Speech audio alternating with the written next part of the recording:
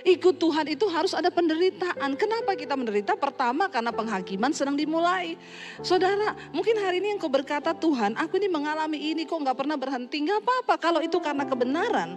Itu engkau menderita karena kasih karunia. Kalau kau hidup di dalam dosa, ya, engkau terus terikat dalam dosa, maaf saudara, tidak ada jaminan. Karena tidak ada lagi darah untuk menghapus dosa itu ketika engkau sengaja, dengan sengaja. Sebab barang siapa yang sudah mengecap kasih karunia Allah itu, tetapi dengan sengaja dia bermain-main dan terus hidup dalam dosa, maka tidak ada lagi darah untuk mengampuni dosa itu. Jangan main-main dengan kasih karunia Tuhan. Kenapa kita mengalami ujian iman hari-hari ini? Karena sekarang penghakiman sudah dimulai. Siapa yang harus pertama dihakimi? Anak-anak Tuhan. Kita dulu yang harus dihakimi, saudara. Tapi Alkitab bilang, makanya kau berbahagia kalau kau menderita karena kebenaran.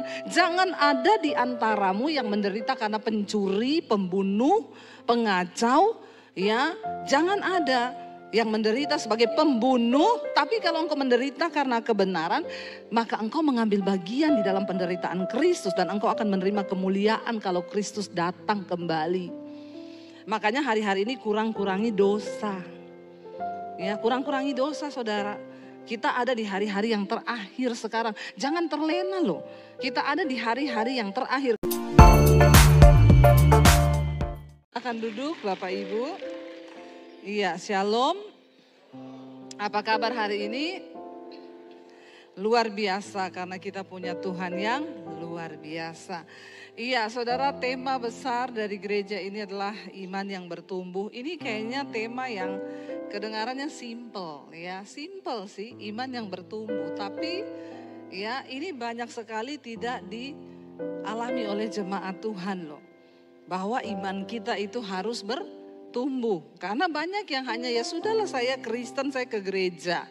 Tapi kita nggak sungguh-sungguh dengan Tuhan, dengan iman kita.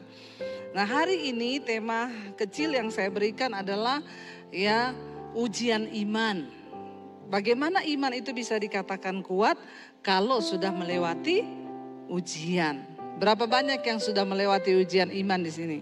Ya, angkat tangan yang sudah melewati ujian iman. Yang belum saya doakan supaya melewati ujian iman. Loh, kita harus, saudara, jangan tertawa, saya serius. Karena kalau saudara tidak melewati ujian iman, saudara nggak akan mungkin bisa sampai kepada tujuan ilahi. Ya, kenapa Tuhan panggil kita? Ya, supaya kita ini beriman percaya, dan iman yang teruji itu adalah iman yang melewati tantangan dan ujian. Nama-nama tercatat di dalam Alkitab, orang-orang hebat, Abraham, Daniel, Yusuf, Daud, ya. Mereka kenapa tercatat namanya di Alkitab? Karena mereka juga mengalami perjuangan iman yang luar biasa. Orang hebat itu dihasilkan dari kesukaran yang besar. Semakin besar kemuliaannya, maka semakin besar pula kesukarannya. Siapa yang mau kemuliaan Tuhan yang besar? Ya, enggak mau, saudara. Ya, enggak mau loh, angkat tangan loh Pak. Enggak mau dimuliakan Tuhan mereka ini. Ya, saudara mau dimuliakan Tuhan? Ya, mau kesukaran yang besar? Luar biasa, tepuk tangan dong buat jemaat sini. Ya, saya suka memberi sesuatu yang benar supaya saudara itu tidak gagal paham. Karena banyak orang Kristen mau diberkati, tapi tidak dikasih tahu bahwa ketika kau mau diberkati, kau harus siap mengalami ujian. Ya, kenapa Yusuf begitu luar biasa? Karena dia mengalami juga ujian yang luar biasa. Saya sebut tadi pagi Daniel. Kenapa Daniel luar biasa? Ketika Raja Darius mengeluarkan sebuah peraturan bahwa tidak boleh menyembah kepada Allah manapun kecuali kepada raja. Daniel di situ mengalami sebuah perjuangan iman. Dia percaya kepada Tuhan, tapi dia nggak boleh menyembah Tuhan. Siapapun yang menyembah kepada Tuhan selain dari kepada Raja Darius, dia akan dihukum mati. Kira-kira kalau saudara mendapatkan sebuah ancaman seperti ini, saudara akan dihukum mati kalau saudara menyembah kepada Tuhanmu. Coba tolong pikir ya. Jadi kita ini kalau baca Alkitab jangan cuma baca. Saya suka merenung, coba kalau saya jadi Daniel. Karena kebetulan suami saya Daniel. Ya, saudara loh, benar nggak? Coba kita bayangkan kalau kita jadi Daniel, sekarang ini kita dilarang beribadah. Kalau beribadah kita akan dihukum mati. Saudara berani nggak ke gereja? Jangan bilang berani dulu, renungkan dulu loh. Ya, jangan buru-buru amin. Orang Kristen itu cepat amin. Habis itu dia pikir, oh iya ya. Suruh angkat tangan lain nggak mau dia. Coba saudara renungkan. Saudara masih berani ke gereja kalau dapat ancaman begitu? Jangankan diancam hukum mati. Baru virus corona saja. Ya, sudah pada takut keluar. Nggak berani. Ya, kemana-mana bawa semprotan. Karena takut mati. Kalau saudara masih takut mati, berarti imanmu belum sempurna. Amin. Siapa yang tidak takut mati? Angkat tangan yang tidak takut mati. Ya. Cuma berapa orang yang angkat tangan loh? Itu pun ditanya kenapa Pak? Banyak utang. Ya, saudara. Ya, ini di Belanda ada wanita umur 28 tahun kalau nggak salah. Mau disuntik mati awal Mei. Dia minta untuk disuntik mati karena dia bilang dia mengalami satu tekanan mental yang begitu luar biasa. Saudara bayangkan loh, hanya mengalami tekanan mental loh. Orang minta disuntik mati. Ya. Satu keluarga di Jakarta bunuh diri, lompat, anaknya dulu diikat, sudah remaja, didorong, setelah itu papa mamanya lompat. Ini terjadi di negeri kita loh, di Indonesia, di Jakarta. Kenapa? Gara-gara terjebak utang. Makanya saya selalu bilang saudara, jangan banyak-banyak utang. Kenapa orang bisa banyak utang? Karena banyak gaya. Ya, jangan banyak gaya. Hidupmu banyak masalah. Karena hukum fisika berkata tekanan itu berbanding lurus dengan gaya. Semakin banyak gayamu, semakin banyak. Bilang kanan kirimu, gak usah banyak gaya. Biar tidak banyak tekanan. Amin. Itu benar. Lalu gak kuat imannya ketika dipermalukan. Ya saudara, sekarang hutang online itu, ya saya sering dapat itu. Ping, selamat. Nomor Anda sudah lebih dari 25 tahun. Nomor saya itu yang saya pakai nih. Jadi Anda berhak mendapat 2 kali lipat pinjaman 50 juta. Hanya kirim foto pegang KTP. Dapat transferan 50 juta. Foto aja pegang KTP. Ditransfer 50 juta. Tapi setelah itu saudara, kejebak utangnya itu gila berlipat-lipat, nggak bayar. Fotomu beredar di sosial media. Banyak nggak kuat, dipermalukan. Akhirnya pengen bunuh diri. Saudara, penderitaan yang seperti apa yang Tuhan izinkan terjadi itu tadi pagi saya sudah bacakan bahwa kenapa kita harus menderita mengalami ujian iman saudara ya, dalam 1 Petrus 4 tadi pagi saya bacakan, terutama ya dikatakan di sana ayat yang ke-12 sampai 19. Dikatakan di ayat yang ke-19 tadi pagi, karena sekarang telah tiba saatnya, ayat yang ke-17, penghakiman itu dimulai. Dan pada rumah Allah sendiri yang harus pertama-tama dihakimi. Dan jika penghakiman itu dimulai pada kita, bagaimanakah kesudahannya dengan orang yang tidak percaya? Kenapa kita mengalami ujian iman hari-hari ini? Karena sekarang penghakiman sudah dimulai. Siapa yang harus pertama dihakimi? Anak-anak Tuhan. Kita dulu yang harus dihakimi saudara. Tapi Alkitab bilang, makanya kau berbahagia kalau kau menderita karena kebenaran. Jangan ada di antaramu yang menderita karena pencuri, pembunuh, pengacau, Ya, jangan ada yang menderita sebagai pembunuh, tapi kalau engkau menderita karena kebenaran, maka engkau mengambil bagian di dalam penderitaan Kristus dan engkau akan menerima kemuliaan kalau Kristus datang kembali. Makanya hari-hari ini kurangi dosa. Ya, kurangi dosa saudara. Kita ada di hari-hari yang terakhir sekarang. Jangan terlena loh. Kita ada di hari-hari yang terakhir. Kalau kita lihat berita-berita sekarang, ya perang dunia itu lagi benar-benar ya memanas ini.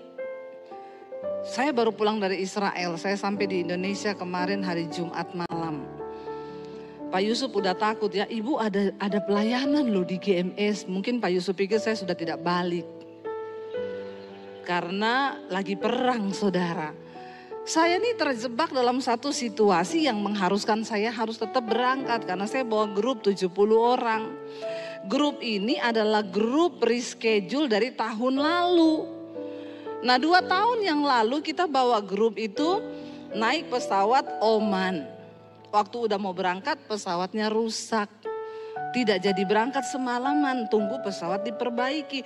Waktu sudah diperbaiki, pada ndak berani orang mau naik pesawat itu lagi. Mereka bilang, kita berangkat pakai pesawat itu lagi? Iya. Waduh, kalau dia rusak di udara. Karena dia rusaknya bukan hanya ganti busi atau ganti apa. Ini sistem error. Jadi semua takut. 6 orang mundur, tidak jadi berangkat. Yang lain ya sudahlah berangkat. Pokoknya kalau Pak Daniel berangkat, kita berangkat. Jadi kalau enggak mungkin, mereka tuh bilang ini enggak mungkin lah Pak Daniel mati. Ya, ini keluarganya Bu Debi masih dipakai Tuhan nih. Jadi kita ikut aja. Jadi yang lain imannya titipan. Jadi ketika saya memilih bikin tour ini, saya bilang sama travelnya, saya enggak mau ya naik Oman. Kita pakai pesawat walaupun mahal, tapi pakai Emirates. Ya mahal sedikit nggak apa-apa, tapi itu pesawat aman. Teraman itu. Kita langsung turun Tel Aviv aja biar nggak ada apa-apa. Ternyata 1 minggu sebelum berangkat perang di Israel, ya Gaza masuk menyerang ke sana saudara Hamas. Jadi pesawat kami yang kami untung waktu itu naik Emirates. Jadi dia embargo, dia tidak berangkat, tidak mau masuk Tel Aviv. Orang-orang kemarin sudah pada berangkat, pesawat kami tidak berangkat. Saya bilang gini, kalau tunggu dia masuk Tel Aviv kapan? Lama, rubah aja deh. Rubah rute, kita masuk lewat Jordan. Cari yang aman, transitnya Dubai. Banyak mall di Dubai, biarpun transit lama orang seneng karena itu bukit pencobaan. Toh, ya. Di situ tembok ratapan bagi bapak-bapak. Kalau istrinya masuk ke Dior, bapaknya meratap di tembok. Jadi saya bilang nggak apa-apa, masuk lewat yang enak aja, Dubai. Oke Bu, dirubahlah reschedule, bisa reschedule karena dia nggak masuk Tel Aviv. Di reschedule kami ganti rute lewat aman. Emirates oke, diaturlah tanggal. 2 hari sebelum kami berangkat, Iran mengirim 200 rudal ke Israel. Tinggal 2 hari kita mau berangkat. Sekira-kira kalau saudara jadi saya, saudara berangkat enggak? Enggak kedengeran ini ngomongnya berangkat atau tidak, soalnya saya mangkat, enggak. Ya, tidak kan? Saya pun waktu itu begitu, saya bilang sama suami saya, aduh ya kenapa sih Tuhan ya udah enak-enak, pendeta lain sudah pulang, kita nih loh tinggal 2 hari berangkat ngapain juga, ini Iran bom-bom begitu ya. Tapi kan ya saya juga tidak Lalu saya bilang sama suami saya, jadi gimana nih saya, kita berangkat enggak? Kata suami saya, loh ini kita bawa orang dan ini Emirates-nya tidak tutup. Dia tetap on schedule. Kalau saya tidak berangkat, bayangkan itu peserta mukanya sama saya seperti apa. Jadi mereka itu begini, kami terserah Ibu Debi aja. Enak kan? Kalau saya bilang tidak berangkat, mereka bilang saya pendeta tidak beriman. Ya, dasar pendeta tidak beriman, takut mati. Tapi kalau saya juga berangkat terjadi apa-apa, juga saya yang salah lagi. Memang serba salah jadi hamba Tuhan itu saudara. Tapi ya saya bilang sama suami gini, saya minta tandanya satu aja deh. Kalau Israel tidak menyerang balik, kita berangkat. Tapi kalau Israel menyerang balik, saya tidak berangkat. Tiba-tiba besoknya udah mau berangkat, dapat berita Dubai dilanda banjir. Saya bilang puji Tuhan. Pasti tidak jadi berangkat kita. Saya dikirimin video-videonya, angin puting beliung, hujan begitu hebat di Dubai. Ngeri gak saudara? Menambah kengerian. Bener, pesawat mau landing gak bisa karena airnya tinggi, pesawat tergenang. Saudara lihat videonya kan? Saya bilang, puji Tuhan, saya teleponnya. Ini Dubai banjir loh. Kita gak berangkat ini kan? Pasti gak berangkat. On schedule Abuni. Kamu gila ya, gak mungkin lah. On schedule. Coba kamu telepon, tetap on schedule. Akhirnya malam itu sudah banyak yang ke bandara. Sorenya dapat kabar, penerbangan kita di cancel besok pagi baru terbang. Saya bilang, kenapa gak cancel aja 1 bulan? Kenapa besok pagi gitu ya? Kan saya sudah seneng nih. Besok pagi, bener besok pagi ke bandara, saya bilang sama suami, nih pasti enggak berangkat, doa saya enggak berangkat. Karena kita ini suka cari aman toh. Saya bilang enggak berangkat. Sampai di bandara, lah kok boarding pass keluar, kok kayak biasa semua ya. Saya bilang lagi sama suami, kalau saya dengar kabar walaupun sudah mau naik pintu pesawat, saya dengar kabar Israel bom Iran, saya putuskan tidak berangkat. Apapun mereka mau bilang terserah, sorry ya. Saya naik ke pesawat, enggak ada berita. Begitu sudah di pesawat, udah terbang, saya buka HP di atas pesawat pakai wifi. Teman saya kirim, Bu, barusan Israel bom Iran. Saudara enak tertawa ya. Saya waktu itu di pesawat, Tuhan kenapa sudah di pesawat Tuhan. Saya enggak bisa lompat. Iya toh. Saya tuh cuma berdoa, ya ampun kenapa ya. Apa maksud Tuhan di balik semua ini. Ya jawaban lagi, jangan mau cari aman, katanya beriman. Akhirnya saya sudah begini, saya bilang sama suami, nih beritanya nih bener toh Iran akhirnya ngebom Israel. Orang guide-nya yang di Israel bilang, aman Abuni, ini pemerintah Israel sudah menyatakan tidak akan bom balik Iran. Saya bilang gak mungkin pasti ngebom, gak bener. Bener. Saya baca lagi, teman saya kirim berita. Ibu naik pesawat apa? Emirates. Dikirim berita, pesawat Emirates putar balik. Karena Israel mengebom Iran. Beberapa penerbangan ke Teheran terpaksa putar balik. Dalam hati saya, kalau putar balik motor gampang ya.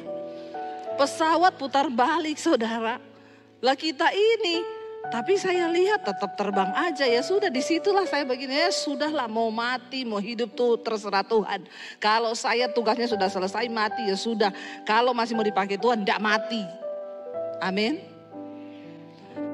Sampai di Dubai, saya baru kali itu melihat pemandangan Bandara Dubai. Biasa kalau kita masuk tuh terbaik, terenak, banyak shopping di situ. Saya masuk tutup semua, penumpang berseliweran tidur semua di lantai-lantai.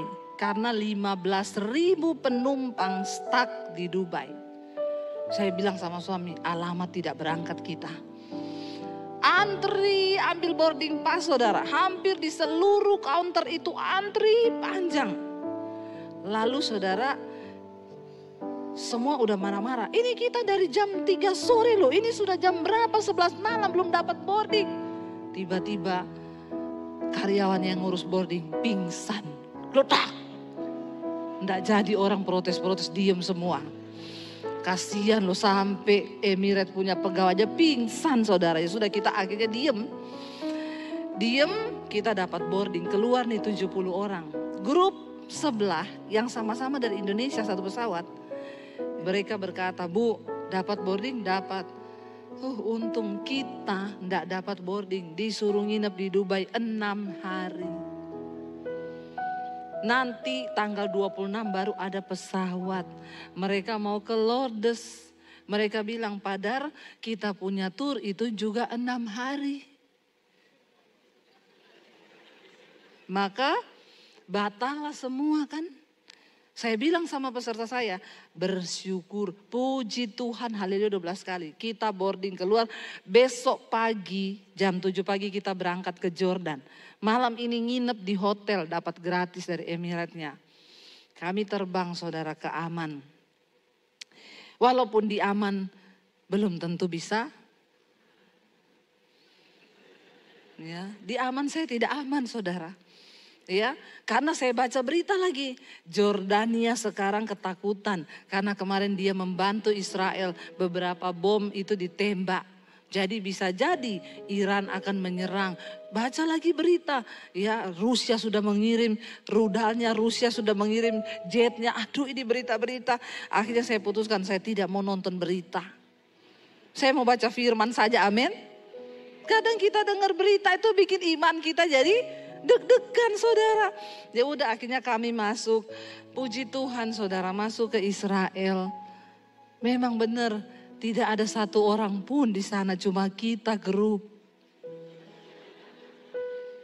Saya bilang, baru kali ini loh kita ke Israel. Tempatnya tutup. Jadi dibuka karena ya guide-nya Israel telepon, kami mau masuk, bisa bukain enggak? Orangnya baru datang, cuk. Garden Tomb dibuka, kita masuk. Biasanya di Garden Tomb itu kita enggak bisa foto-foto di kuburan Yesus. Karena dibilang 5 detik aja ya, 5 detik gantian, antrinya ribuan orang. Kali ini kita di dalam kuburan Yesus lama sekali. Udah bosan mau ngapain ya di sini ya. Nggak diusir-usir, nggak ada yang ngusir. Karena memang cuma kita, cuma grup kita loh. Benar-benar semua tempat yang kami datangi kami nggak ketemu orang. Benar-benar cuma grup kami. Saya bilang lihat saudara, nggak ada orang lain. Cuma kita grup yang beriman. Yang mau masuk dalam keadaan perang loh. Iya. Saya tanya sama mereka semua waktu itu. Jadi gimana ibu-ibu, kita jadi berangkat ini ke Israel.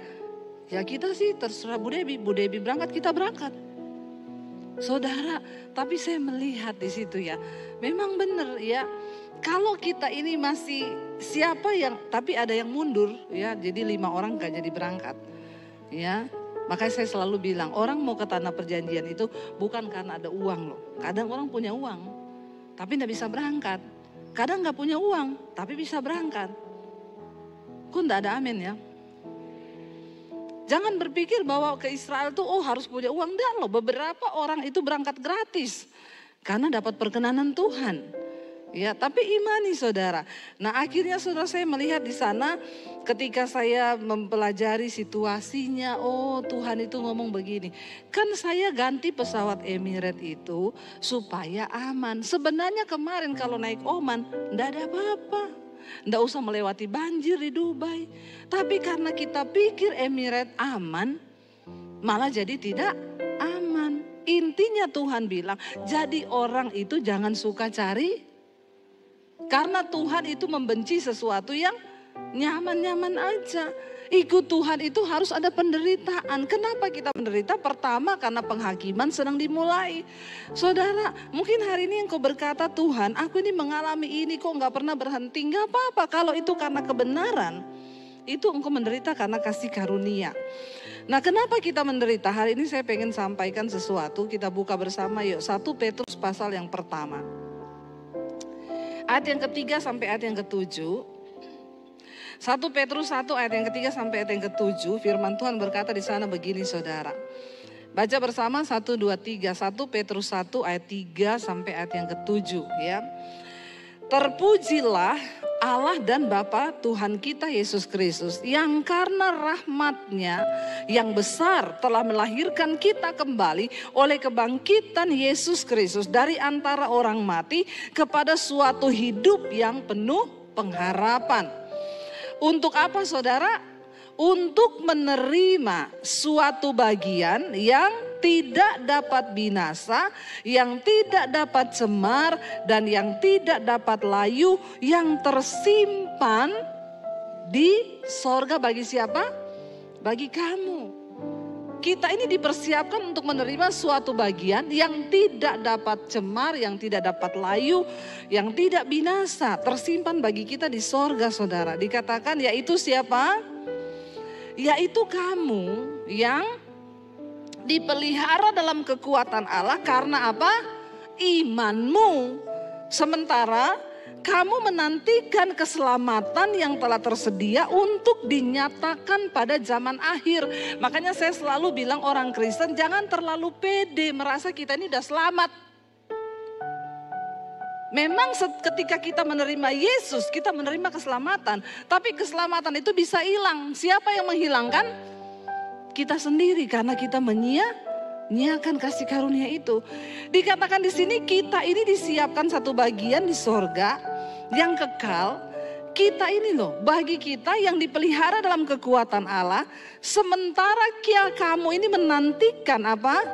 Keselamatan yang tersedia untuk dinyatakan pada zaman akhir. Kita sekarang masih pede masuk sorga ya. Oh saya pasti masuk sorga. Oh saya juga, saya pelayanan loh. Ya saya khotbah, saya main musik, saya WL, saya singers. Kalau kau hidup di dalam dosa, ya engkau terus terikat dalam dosa, maaf saudara, tidak ada jaminan. Karena tidak ada lagi darah untuk menghapus dosa itu ketika engkau sengaja, dengan sengaja. Sebab barang siapa yang sudah mengecap kasih karunia Allah itu, tetapi dengan sengaja dia bermain-main dan terus hidup dalam dosa, maka tidak ada lagi darah untuk mengampuni dosa itu. Jangan main-main dengan kasih karunia Tuhan. Amin. Dikatakan di sini kita ini masih menanti keselamatan yang tersedia yang akan dinyatakan pada zaman akhir. Nanti satu saat kita semua akan berdiri di hadapan tahta pengadilan Kristus. Barulah di sana kita tahu. Sekelas Benny Hinn aja dapat penglihatan ditolak loh saudara di pintu surga. Itu bangkitkan orang mati loh. Sembuhkan orang lumpuh. Kurang apa coba Benny Hinn? Tapi di kesaksiannya waktu dia mati, dia dibawa ke surga, dia ditolak di pintu surga. Tidak bisa, aku tidak mengenal engkau pembuat kejahatan. Loh, padahal kita melihat dia berdiri di mimbar loh. Makanya saya mau berkata hati-hati. Kita yang sudah berdiri di mimbar ini hati-hati. Singers, WL, pemusik, pengkhotbah, semua pendoa. Jangan ada yang homo, kau hidup dalam homoseksual. Kau hidup dalam free sex. Kau melakukan segala dosa. Maaf saudara, engkau menyia-nyiakan kasih karunia Tuhan. Engkau sengaja, darah Yesus tersedia bagi dosa kita yang tidak disengaja loh. Tapi kalau kita dengan sengaja terus bermain-main dalam dosa, maaf, tidak ada darah untuk menghapus dosa itu lagi. Itu berarti kita mencemplungkan diri. Ya, saudara, makanya saya selalu bilang tidak semua orang Kristen selamat. Ya maaf, ini Alkitab bilang dengan jelas kita masih menanti keselamatan itu dinyatakan pada zaman akhir. Makanya Yesus bilang pada saat nanti ada orang yang akan ngaku-ngaku, Tuhan aku bernubuat demi namamu, aku usir setan demi namamu. Tuhan bilang, enyah kau, aku tidak mengenal engkau pembuat kejahatan. Kita akan ditolak loh. Jangan merasa aman saudara. Dikatakan begini saudara, kita ini masih menanti, sementara kita menantikan ya. Keselamatan itu dinyatakan pada zaman akhir. Ayat berikutnya berkata apa? Bergembiralah akan hal itu sekalipun apa? Sekarang ini kamu seketika harus apa? Berduka cita oleh berbagai-bagai pencobaan. Siapa yang lagi ada pencobaan hari ini? Yang lagi ada masalah, angkat tangan. Yang tidak ada masalah pulang saja. Ada ya orang hidup gak ada masalah. Ya, saudara ada masalah semua? Saya ada. Setiap orang hidup itu pasti ada masalah. Kalau kau masih ada masalah, itu tanda bahwa kau masih hidup. Makanya bersyukur. Ya, kalau orang datang, bu saya ada masalah, ya puji Tuhan ibu masih hidup. Iya toh? Nggak usah mengeluh, ibu masih hidup, puji Tuhan. Kalau udah nggak ada masalah, ibu sudah innalillahi di rumah Bapa. Ya, masalah itu tanda kita masih hidup di dunia. Makanya nggak usah banyak mengeluh, nggak usah alay, nggak usah lebay. Amin. Dikatakan kita ini sementara menantikan keselamatan yang dinyatakan pada zaman akhir ini, kita harus berduka cita oleh berbagai-bagai pencobaan. Baca ayat yang berikutnya apa? Maksud semuanya itu ialah apa? Untuk membuktikan kemurnian imanmu yang jauh lebih tinggi nilainya daripada emas yang fana, yang diuji kemurniannya dengan api, sehingga kamu memperoleh puji-pujian dan kemuliaan dan kehormatan pada kapan? Pada hari Yesus Kristus menyatakan dirinya. Katakan amin. Kenapa kita diuji? Ya, kenapa saudara? Supaya waktu Yesus datang, kita ini memperoleh kemuliaan. Puji-pujian, bukan dari mulut manusia, tapi dari mulut Tuhan. Makanya gak usah kejar pujian dari manusia. Pujian dari manusia itu pret. Ya, benar. Saya kalau dipuji orang, selalu saya ngomong pret. Ya. Karena manusia itu memang munah. Toh? Jangan percaya sama manusia, percaya sama Tuhan. Ya, bener. Ibu tambah cantik, tambah kurus langsung loh. Pret. Basa-basi keles. Nah, kok dibilang gitu enggak seneng? Enggak, memang enggak seneng. Ya, enggak usah muji-muji. Mari kita cari puji-pujian dari Tuhan. Itu yang murni. Ya, enggak usah pencitraan, karena Alkitab berkata Tuhan itu tahu siapa milik kepunyaannya. Barang siapa yang menyucikan dirinya dari hal-hal yang jahat, dia dipandang layak oleh Tuhannya, diangkat menjadi perabot yang mulia. Enggak usah cari muka sama manusia, enggak usah cari muka sama Pak Gembala, enggak usah cari muka sama bosmu di kantor, enggak usah cari muka sama siapapun, cari muka sama Tuhan. Amin. Aku ingin berkenan di hadapan-Mu Tuhan. Aku ingin berkenan kepadamu Tuhan. Jangan cari berkenan sama manusia. Karena manusia itu semuanya palsu. Mari kita cari perkenanan Tuhan. Dikatakan di sini, maka Yesus Kristus akan datang dan engkau akan menerima puji-pujian sekalipun saat ini engkau harus menderita oleh berbagai-bagai pencobaan. Gak apa-apa, karena maksud dari semua pencobaan itu untuk membuktikan kemurnian iman kita. Tuhan itu mau melihat kemurnian iman kita, saudara. Banyak orang aku percaya. Saya baru lihat itu waktu kita naik pesawat rusak ke Israel. Wah, orang Kristen kalau ngomong mati adalah untung, hidup Kristus, mati keuntungan. Begitu naik pesawat rusak, mundur. Waduh, pesawatnya itu ternyata masih pada takut mati. Kalau kita mau sempurna dalam iman, ya titik paling akhir itu kita udah gak takut mati. Amin.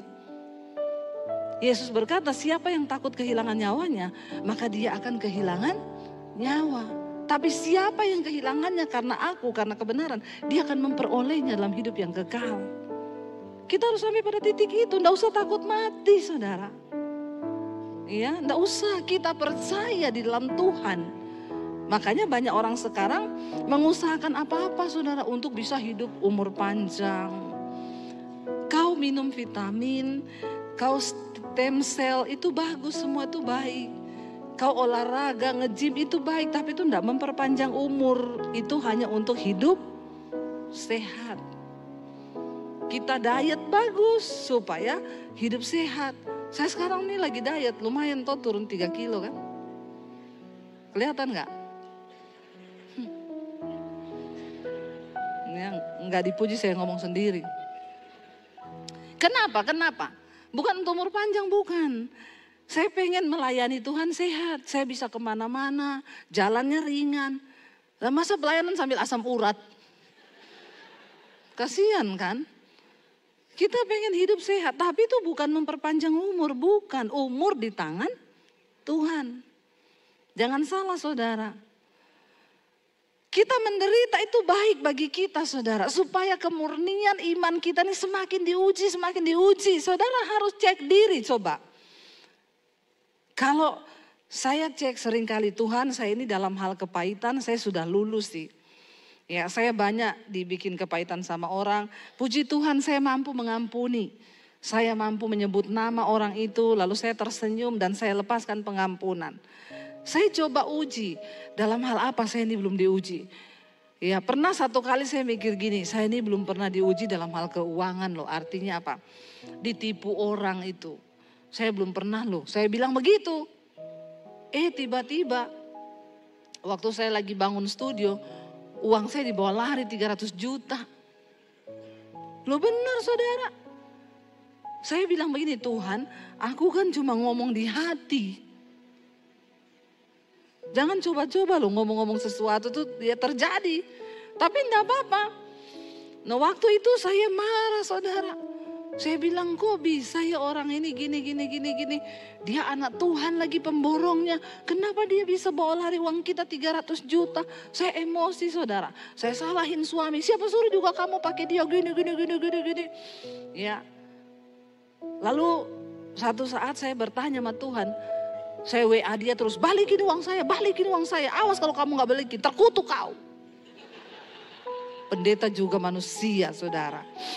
Ya, karena memang saya bilang saya belum pernah diuji dalam hal ditipu orang, uang saya hilang begitu saja. Tiba-tiba terjadi. Ya, lalu satu kali saya berdiam diri, saya bilang Tuhan kenapa ya? Ini kan uang untuk bangun studio, kenapa ditipu orang? Tuhan bilang, ya kan kau belum pernah mengalami ini. Semua sudah lulus toh, ini belum.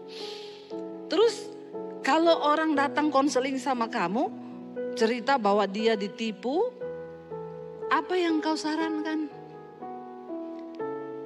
Saya malu. Karena kalau ada orang datang, Bu saya ditipu berapa? 5M. Ih Bu, uang gampang dicari. Damai, sejahtera, sukacita. Itu kerajaan sorga Bu. Nah Tuhan ingetin saya, kamu kan bisa nasihatin orang begitu. Nah sekarang kamu mengalami. Kamu bisa nggak melakukan yang kamu ngomong dari mulutmu itu? Saya bilang, ya Tuhan dia kan orang kaya Tuhan. Kalau saya ini duit pas-pasan loh. Oh masih ada alasan toh? Tuhan bilang saya enggak minta alasanmu. Kalau terjadi, sekarang sudah terjadi. Nggak peduli mau kamu uang pas-pasan, mau dia kaya. Kamu mau taat nggak melakukan firman? Saya tarik napas panjang saudara. Saya bilang, ya wes. Ya mau taat saya. Ya sudah sekarang kamu kirim WA. Bilang kamu mengampuni. Enak aja loh. Ya toh? Kan kita begitu toh. Tapi ya udah saya mau taat daripada saya hilang damai sejahtera. Itu hal kerajaan sorga. Ya udah saya ketik. Saya bilang saya marah loh sama kamu. Saya kecewa sama kamu. Kamu tipu saya gini. Tapi hari ini Tuhan tegur saya melepaskan pengampunan buat kamu. Tuhan memberkati kamu. Mau saya kirim, Roh Kudus bilang, tambahin di situ. Dan mulai sekarang saya tidak akan tanya lagi soal uang itu. Kalau itu tunggu dulu Tuhan. Ini urusan panjang ini. Kan saya sudah mengampuni, ya, mengampuni sudah Tuhan. Iya, tapi tulis begitu. Enggak. 300 juta kalau balik lumayan toh. Beli cilok itu dapat berapa gerobak saudara? Ya, saya bilang enggak kalau itu sorry Tuhan. Maaf. Siapa tahu dia masih ada niat baik, cicil toh? Enggak, tulis begitu tulis. Kalau kau ingin melihat berkatku, tulis. Ya masa kayak gitu tuh Tuhan? Yang penting kan saya sudah mau mengampuni ini. Saya udah gak marah-marah, saya udah tulis itu. Aduh saya bergumul saudara. Gak ada jemaat yang tahu toh. Ini antara saya dengan Tuhan. Jangan bilang pendeta tuh gak diuji. Pendeta nomor 1 duluan diuji, baru jemaat. Saya tarik napas. Cepat kirim. Saya tulis dan mulai sekarang. Saya tidak akan tanya lagi perihal uang itu. Tulis Tuhan memberkati. Tuhan memberkati. Saya tambahin di bawah. Tetapi kalau kau tidak bertobat terkutuk kau. Kan sekalian toh. Saya curhat sekalian toh. Mumpung sudah terakhir loh Tuhan. Enak aja loh. Kan ini masih Alkitabiah. Bertobat kau, bertobat. Ya udah saya kirim. Saya kirim cuma dibalas, terima kasih Bu. Gondok enggak? Gondok saudara, gondok. Besok iblis ngomong, ketik tanya uangnya mana? Ada niat balik gak balikin? Ada niat baik gak dia? Saya sudah mau ambil HP. Tuhan bilang, sudah mengampuni. Sudah ngomong tidak akan tanya uang itu. Kenapa lagi kau mau tanya? Koreksi hatimu. Saya berdoa, ampuni saya Tuhan. Tuhan, baik Tuhan, saya tidak mau tanya. Orang Kristen, jangan lagi kau tanya-tanya utangmu sama orang ya. Siapa suruh kau utangi dia? Karena cuma di Indonesia ini, kalau kita mau tagih utang, kita harus kasih alasan kenapa kita tagih utang itu. Cuma di negara yang berkembang ini, negara berflower ini toh, mau tagih utang takut. Karena yang lebih galak yang utang. Masa mau tagih utang, selamat siang, maaf ya mengganggu. Anakku itu kan sakit, jadi dia harus ke dokter. Bisa nggak balikin uang yang kamu pinjem dulu? Gondok. Kamu kok nggak ngerti-ngerti ya? Saya belum ada duit. Makanya kalau saudara tidak bisa merelakan, nggak usah pinjemin. Amin. Kalau pinjemin berarti rela. Supaya jangan ada lagi orang Kristen saya lihat di sosial media tagih-tagih utang. Banyak loh orang Kristen itu tagih utang di sosial media. Ya, gaya lu selangit, utang 1 tahun belum dibayar. Kan gak jadi berkat kita ini ya. Jangan saudara. Akhirnya saya berusaha merelakan. Saya melepaskan pengampunan. Berat saya bergumul. Tapi dia buka IG, lihat dia lagi jalan-jalan sama istrinya. Lagi nginep di hotel ini, gondok gak kita? Ya udah untuk sementara blokir dulu dia deh biar gak lihat lagi. Loh kita kan harus menjaga hati toh. Menjaga hati kita ini, gak gampang menjaga hati ini saudara. Saya tiap hari bergumul, Tuhan, iya Tuhan kuasai hatiku, Tuhan kuasai hatiku. Udah yang penting dia sudah tahu saya mengampuni dia, sudah saya ini loh Tuhan. Berat loh saudara diuji, gak gampang. Tapi kita sedang dimurnikan. Akhirnya terbukti saya bisa melepaskan pengampunan ketika apa? Saya dan suami sudah tidak berantem. Saya gak salahin suami lagi. Saya tidak ada kepengen nagih lagi. Di saat sudah lulus tiba-tiba ada yang WA. Bu, saya diberkati sama khotbah-khotbah ibu gini. Saya orang Katolik bu, gini. Ibu lagi ngapa sekarang? Studio ibu harus bagus gini. Ya saya lagi bangun studio ini. Berapa biayanya? Kirim aja bu fotonya. Dalam hati saya, pret. Ini pandemi begini, emang ada orang yang mau kasih duit? Bu saya disuruh Tuhan, sampai 3 kali dia telepon, dia WA saya. Bu tolong foto aja bu, proposal yang ke tukang itu habisnya berapa? Saya bilang sama suami saya, habisnya 850 juta. Gaya-gaya minta foto, emang dia mau kasih segitu? Suami saya bilang, ya kan dia cuma minta, kasih aja lah terserah dia mau kasih apa tidak, ya kasih aja. Benar juga ya. Saya foto saudara, saya kirim 850 juta. Bu boleh minta nomor rekening, ditransfer 1M. Kok enggak wow ya? Wow, itu orang gak saya kenal. Saya gak tahu dan dia juga gak tahu kalau saya lagi bangun studio. Dia gak tahu kalau saya lagi ditipu. Dia gak tahu. Dia gak tahu saudara. Tapi Tuhan tahu. Sebelum engkau mau melihat mujizat dan kemuliaan Tuhan, kau harus siap dulu diproses.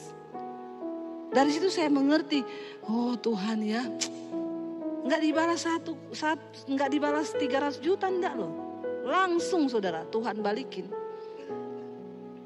Waktu itu kami mau ambil mobil saudara, habis pandemi itu. Karena mobil cuma 1, kalau suami saya pelayanan saya pakai Grab. Nah saya bilang bolehlah kita sudah ada berkat beli 1. Baru DP 10 juta. Tiba-tiba ada orang telepon saya, Bu Debbie saya minta maaf ibu jangan tersinggung. Kenapa ya Pak? Saya disuruh Tuhan kasih ibu mobil. Oh enggak, saya enggak tersinggung, enggak tersinggung, kagak. Ini luar biasa loh, mau beliin mobil bilang jangan tersinggung. Biasanya kan gitu mau utang toh. Tiba-tiba orang yang lama tidak dikenal tiba-tiba halo say, itu paling horor. Horor itu, horor sekali. Lama gak ketemu tiba-tiba halo say. Waduh, abis itu maaf ya, mengganggu boleh bisa pinjem, wes itu sudah ya. Ini Bu saya minta maaf, saya tidak kenal orangnya saudara. Iya kenapa ya Pak, saya minta maaf Ibu jangan tersinggung. Waduh enggak Pak, kenapa ngomong aja. Saya disuruh Tuhan beliin Ibu mobil. Saya bilang loh kok bisa Pak, enggak tahu. Loh Pak saya ini lagi DP mobil 10 juta harganya berapa sekian. Dia transfer, kami enggak jadi kan kehilangan uang 300-an lebih untuk bayar mobil.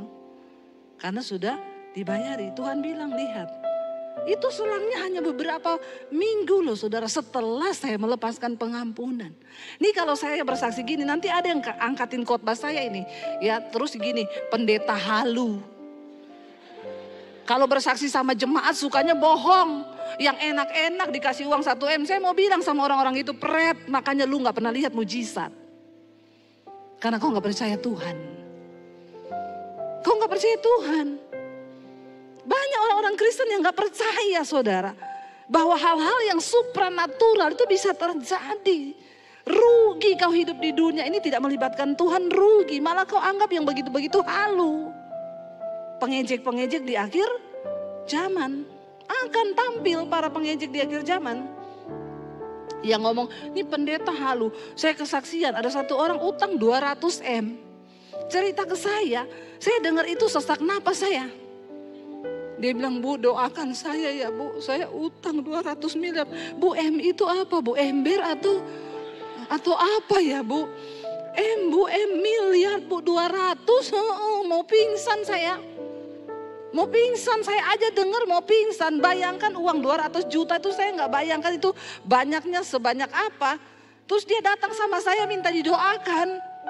Terus kalau saudara jadi pendeta, saudara mau ngomong apa? Ya, aduh Bu, 200 juta saya tolong Ibu bisa Bu, tapi 200 M Bu. Saya cuma bilang begini, saya berdoa Tuhan kasih ayat buat dia ini. Tiba-tiba ayat itu keluar, saya bilang Bu, Tuhan kasih satu ayat di hati saya buat Ibu. Ingat, bukan karena kuat gagahmu, tapi karena rohku kata Tuhan. Jadi ibu ini ditinggal mati suaminya. Dia nggak tahu apa-apa, tiba-tiba orang datang lapor bahwa perusahaan suaminya itu terlilit hutang 200 M. Sampai mobilnya diambilin, semua diambilin. Saya bilang Bu, secara manusia saya pun puyeng kalau saya pikirin terus masalah ibu saya stroke. Bener, di luar kemampuan manusia. Bahkan dia juga berkata, apalagi saya Bu, saya tidak tahu selama ini kerjaan suami saya tidak pernah masuk di kantor di pembukuan. Tapi saya bilang Ibu berlutut di kaki Tuhan, menangis di kaki Tuhan, andalkan Tuhan. Dia menangis di kaki Tuhan saudara. Tiba-tiba Tuhan kirim, bukan orang Kristen, orang dari agama lain datang, take over semua usaha suaminya. Bapak itu bilang, Ibu tenang. Semua utangnya akan saya beresin. Saya ketemu dia berapa bulan kemudian, gimana Bu? Tinggal 45 M Bu. Saya ketemu lagi terakhir, sudah lunas Bu. Saudara, saya dengar gitu, saya bilang wow. Dan dia bilang benar yang Ibu Debbie bilang itu benar. Bukan karena kuat gagahku, tapi karena kuasa Tuhan.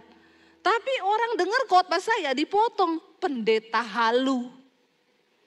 Ngomong ke jemaat, utang 200 M bisa lunas. Saudara, ketika engkau membatasi Tuhan dengan cara berpikirmu, logikamu, makanya saya banyak melihat orang-orang di akhir zaman yang cuma jadi pengejek. Mereka tidak pernah mengalami keajaiban Tuhan. Tapi ketika ada orang diberkati, mereka iri. Karena mereka tidak mengalami. Jangan iri, alami Tuhan. Ya, saya cerita bagaimana Tuhan panggil saya. Di tengah keterpurukan saya tinggalkan keluarga saya di tempat kos yang kecil di kota Palu. Saya dapat penglihatan Tuhan bilang aku akan bawa kau ke bangsa-bangsa. Bangsa-bangsa menantikan pengajaranmu, pulau-pulau menantikan pengajaranmu. Saya buka mata, amin Tuhan. Yang saya lihat pakaian kotor. Saya cuci baju kotor anak-anak di tempat kos itu untuk bisa numpang makan. Tapi saya dapat penglihatan yang begitu hebat. Tapi Alkitab bilang nantikanlah itu, sebab itu akan sungguh-sungguh terjadi. Kalau itu Tuhan yang beri. Hari ini saya mau bersaksi sama saudara, itu terjadi saudara.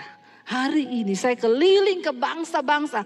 Sampai nolak-nolak pelayanan di Amerika. Bu, kami minta bulan ini, bulan ini. Enggak, saya 1 kali saja 1 tahun ke Amerika. Capek terbangnya itu lama. Tahun ini 3 permintaan pelayanan ke Amerika saya tolak, saudara. Itu semua terjadi. Ya, saya mau diundang ke sini, ke sini, ke sini. Saya bilang, enggak ya, setahun itu karena saya sekarang ada sekolah Alkitab, saya harus ngajar di sana.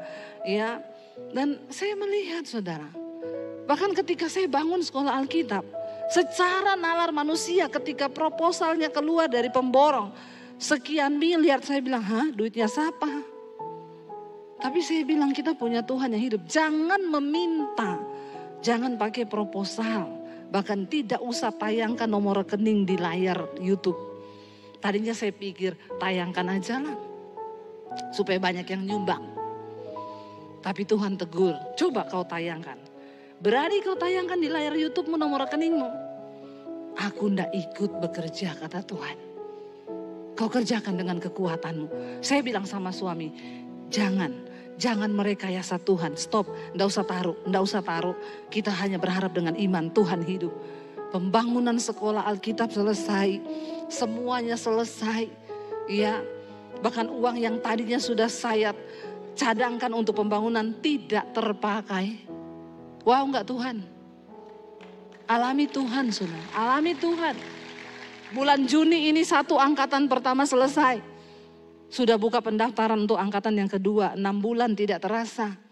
Waktu saya juga lihat ore-orean dari staf saya, Bu nanti setiap bulan kita keluar sekian puluh juta, 6 bulan itu sekian ratus juta. Saya bilang, hah, sekian ratus juta banyak ya. Terlewat 6 bulan, tidak berasa. Saya nggak berasa kecekik keluar duit. Dengan cara yang ajaib Tuhan pelihara. Tiap minggu ada yang antar tahu, antar telur 2 peti, antar tempe, antar daging, antar sayur. Sampai saya melihat benar-benar ini Tuhan. Anak-anak di sekolah Alkitab saya bagikan tentang iman. Saya bilang kamu mau jadi hamba Tuhan, kalau enggak punya iman keluar. Jangan jadi hamba Tuhan kalau enggak punya iman. Karena modal untuk kita mengikut Tuhan itu cuma iman. Amin saudara. Karena iman itu yang akan menggerakkan ya kuasa Tuhan saudara. Jadi kalau kau tidak punya iman, jangan mimpi engkau mengalami hal-hal yang besar. Orang Kristen zaman now nggak punya duit saja, langsung pikir ke penggadean. Menyelesaikan masalah tanpa member ya. Kok tahu? Berharap Tuhan dulu. Jangan ketika ada masalah, cepat-cepat telepon mertua. Halo mbak, halo pak. Ketika engkau punya masalah, duduk di kaki Tuhan. Menangis di kaki Tuhan. Dan berkata, Tuhan aku taruh imanku kepadamu. Sebab engkau hidup dan tidak ada perkara yang mustahil bagimu. Saya bagikan tuh di sekolah Alkitab. Kemarin saya suruh mereka bersaksi satu-satu. Saya mendengarkan kesaksian mereka. Wow, saya terperanjat, ternyata puji Tuhan iman yang saya bagikan selama ini. Itu benar-benar terjadi. Ada anak sekolah Alkitab bilang, Bu, saya ini sudah gak ada uang 1 sen pun Bu. Karena memang mereka semua sekolah gratis saudara. Saya besok itu mau ibadah minggu. Gak ada uang kolektor, saya berdoa Tuhan. Aku besok mau ibadah, gak ada kolektor karena transportasi disediakan dari sekolah. Tapi saya bilang kolektor, kamu berdoa sendiri sama Tuhan. Dia berdoa, Tuhan aku gak punya uang kolektor. Lagi di ruang doa, tiba-tiba ada orang datang mengunjungi sekolah. Dia kebelet mau ke toilet. Dia bilang, aduh ada tamu lagi di bawah, tapi saya kebelet. Dia turun ke bawah saudara. Waktu dia turun ketemu sama orang yang meninjau sekolah. Dia bilang, dek kamu juga sekolah di sini? Iya. Tiba-tiba orang itu panggil dia, ada berkat ya dari Tuhan. Dikasih saudara. Dan cuma dia loh, yang lain tidak. Apakah itu kebetulan? Saya bilang karena kau pakai iman. Ada satu dari Papua, waktu dia mau masuk sekolah, dia tanya berapa kamu sanggup bayar? 3 juta saya bayarnya sih sanggup. Ya udah oke 3 juta. Dia berangkatlah saudara dari Papua sampai di sekolah. Tiba-tiba staf saya bilang begini, nggak usah, kamu nggak diharuskan wajib bayar 3 juta itu karena semua Bu Debbie gratiskan yang sekolah di sini. Oh iya, puji Tuhan ya, dia bilang yes aku dapat uang 3 juta. Dia masuk ke menara doa, dia berdoa, Tuhan bilang kasih uang itu 3 juta itu kasih ke sekolah. Karena dari awal kamu sudah menasarkan uang itu untuk bayar sekolah. Kenapa kamu mau ambil uang itu? Itu bukan hakmu. Dia bilang Tuhan kan lumayan, saya cuma tinggal punya uang 3 juta ini. Dia memutuskan untuk pergi ke sekolah itu saudara. Dia tinggalkan pekerjaan padahal dia biayai adiknya kuliah. Dia merasa berdosa karena dia gak bisa lagi bayar adiknya kuliah. Yang kedua, dia memang benar-benar gak punya duit. Waktu sampai di sekolah itu Tuhan uji lagi dengan uang 3 juta. Akhirnya dengan iman dia kembalikan uang itu. Dia tanya nomor rekening yayasan saya, dia transfer 3 juta. Besoknya dia dapat telepon dari adiknya, Kak, puji Tuhan, Kak, Tuhan turut bekerja. Kenapa? Aku sekarang dapat beasiswa. Jadi kakak gak usah lagi pikirin bayar uang sekuliahku. Yang kedua, tiba-tiba orang yang sudah lama banget utang sama dia gak pernah ditagih lagi. Karena kalau ditagih kan musuhan toh. Tiba-tiba WA, minta nomor rekening dong. Kenapa? Saya mau bayar utang saya yang lama sama kamu. Tuhan itu turut bekerja sewaktu kita taat, amin.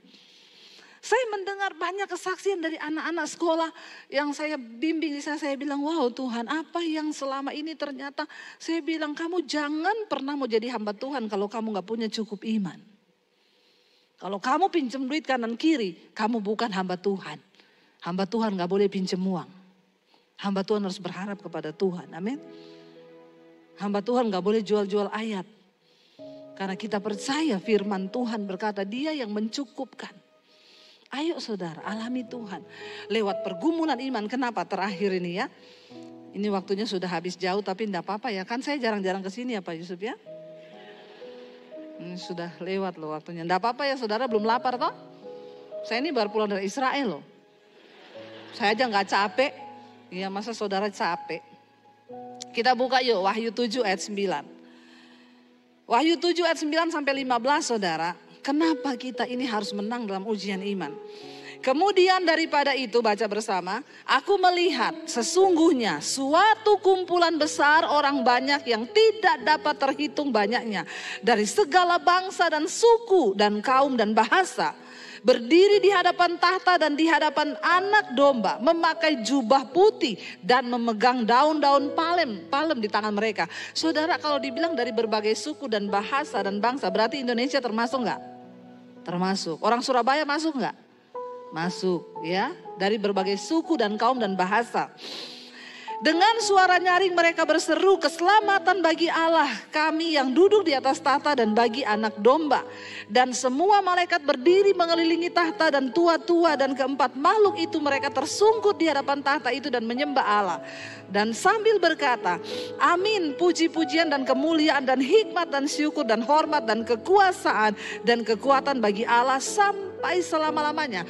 Ya, Yohanes mendapat sebuah penglihatan tentang akhir zaman di Pulau Patmos. Dia melihat satu pemandangan ketika satu saat nanti kiamat dunia ini, hari penghakiman tiba. Ada sekelompok orang dari berbagai suku, kaum dan bangsa berdiri memakai jubah putih di hadapan tahta anak domba Allah, di hadapan Kristus. Lalu saudara di sana dikatakan mereka itu menyanyikan puji-pujian, kemuliaan bagi Tuhan. Lalu dikatakan di sana, dan seorang dari tua-tua itu berkata kepada Yohanes, dia bilang begini, kamu tahu siapakah mereka yang memakai jubah putih itu? Dan dari manakah mereka datang? Lalu Yohanes menjawab, maka kataku kepadanya, Tuanku, ya Tuhan mengetahuinya. Engkau tahu siapa mereka? Aku ini tidak tahu. Lalu ia berkata kepadaku, mereka ini adalah siapa? Baca. Orang-orang yang keluar dari kesusahan yang besar. Dan mereka telah mencuci jubah mereka. Dan membuatnya putih di dalam darah anak domba. Karena itu apa? Mereka berdiri di hadapan tahta Allah. Dan melayani dia siang malam di bait sucinya. Dan ia yang duduk di atas tahta itu membentangkan kemahnya. Saudara, kita lihat saudara. Siapa yang akan memakai jubah putih dan berdiri di hadapan tahta Kristus? Di hari terakhir nanti dikatakan mereka adalah orang-orang yang keluar dari kesusahan yang besar. Tapi mereka tetap menjaga jubahnya tetap putih dengan darah anak domba. Kesusahan yang engkau alami sekarang tidak ada apa-apanya saudara. Dibandingkan dengan rasul-rasul. Nabi-nabi dulu pernah mengalami. Jadi hari ini kalau engkau mengalami sesuatu, saya undang para imam musik maju ke depan. Kalau engkau mengalami sesuatu, engkau mengalami hal-hal yang tidak enak, engkau sedang ada dalam kesusahan yang mungkin itu engkau katakan kesusahan besar bagimu. Tetaplah bersuka cita. Tetap pertahankan imanmu kepada Tuhan. Jangan goyah, jangan bimbang, jangan ragu. Sebab di setiap musim hidup kita percaya akan melihat kebaikan dan kekuatan Tuhan di dalam hidup kita. Kita semua rindu berdiri memakai jubah putih di hadapan tahta anak domba Allah sambil menyanyikan pujian. Tapi orang-orang yang tidak taat, mereka dibuang ke dalam dapur api yang bernyala-nyala. Mari kita setia kepada Tuhan.